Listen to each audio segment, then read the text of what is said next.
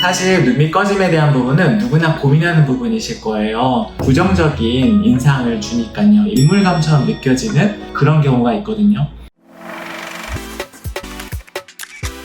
안녕하세요. 사람을 먼저 생각하는 휴고성형외과의 양찬 원장입니다.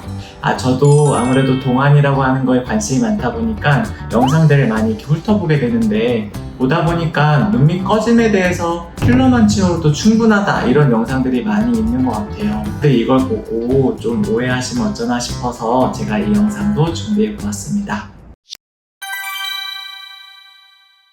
사실 눈밑 꺼짐에 대한 부분은 누구나 고민하는 부분이실 거예요. 휑해 보이기도 하고 나이 들어 보이기도 하고 좀 지쳐 보이기도 하고 처져 보이게 만드는 그런 부정적인 인상을 주니까요. 근데 이거를 원인을 정확하게 파악하지 않고 필러로만 채우게 된다면 보다 안 좋은 결과들이 나타날 수가 있어요. 그렇기 때문에 필러로 채우는 거는 반은 맞고 반은 틀리다라고 생각하시면 좋을 것 같아요. 제가 생각할 때 이 눈밑이라고 하는 구조는 간단하면서도 되게 복잡하거든요. 우선 첫째로 눈 밑에 피부가 사실 얼굴에서 제일 얇은 부분이거든요. 근데 유독 더 얇으신 경우도 있어요. 그러면 피부가 얇게 되면 안쪽에 근육이 비쳐 보이게 되면서 어두워 보이게 되는데, 그거를 다크서클이라고 하거든요. 근데 어두워진 것 때문에 그 눈밑이 꺼져 보이게끔 좀 오해를 하게 되는 경우도 있는 것 같아요. 그런 경우라면 단순히 뭘 채운다는 것보다는 당연하게도 피부를 좀 도톰하게 만들어줄 수 있는 스킨 부스터를 맞는 것이 훨씬 더 좋은 효과를 낼 수가 있어요.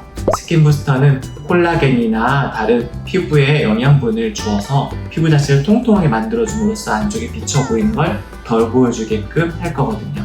그러면 피부도 밝아지고 다크서클도 없어지고 우리가 느꼈던 눈밑 꺼짐도 해결될 거예요. 두 번째는, 이런 경우는 조금 더 고민해야 되는 부분인데요. 눈밑이 약간 볼록 나온 것도 있고 오목한 경우예요.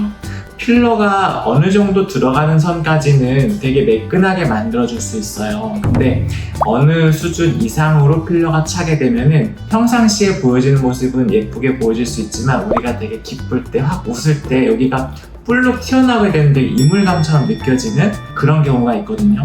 그래서 지방이 있는 상태에서 그에 맞춰서 필러를 이렇게 채워주게 됐을 때 많이 볼록 나와져 있는데 채우게 되면 그만큼 필러를 더 많이 넣게 돼요. 그러면 웃으실 때 어색한 느낌이 들 수가 있어서 저는 그런 경우라면 지방 양에 따라서 필러를 넣을 것인지 눈밑 지방 재배치를 먼저 해놓고 필러를 넣을지 이런 걸 고민해야 된다고 말씀드리고 싶어요. 뿐만 아니라 눈 밑의 지방은 앞쪽 부분의 지방, 중간 부분의 지방, 그리고 끝부분의 지방층이 있는데 그 불룩 나와져 있는 게 끝부분까지 많이 나와 있다면 눈밑 지방 재배치로도 안 돼요. 즉 그런 경우라면 절개를 바깥으로 해서 하안검 수술을 통해서 전체적인 지방을 재배치해주고 뺄 지방은 또 빼주고, 그리고 나서 뭔가 부족한 부분이 있다면 그때는 필러보다는 지방 이식 혹은 중안면부 거상술을 통해서 부족한 부분을 올려주거나 채워줄 필요가 있다는 거죠. 이렇듯 사실 눈밑의 꺼짐은 단순하게 꺼졌으니까 채우면 되지 라고 판단해서 필러로 접근하시는 거는 맞진 않고 부분적으로는 또 맞을 수 있다는 얘기예요.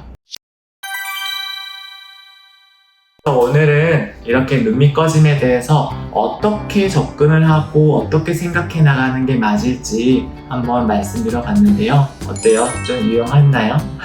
오늘도 올바른 성형 지식을 전달하기 위해서 이 자리에 함께한 양성혁 원장이었습니다. 다음에 또 유용한 정보로 다시 찾아뵙도록 할게요. 감사합니다.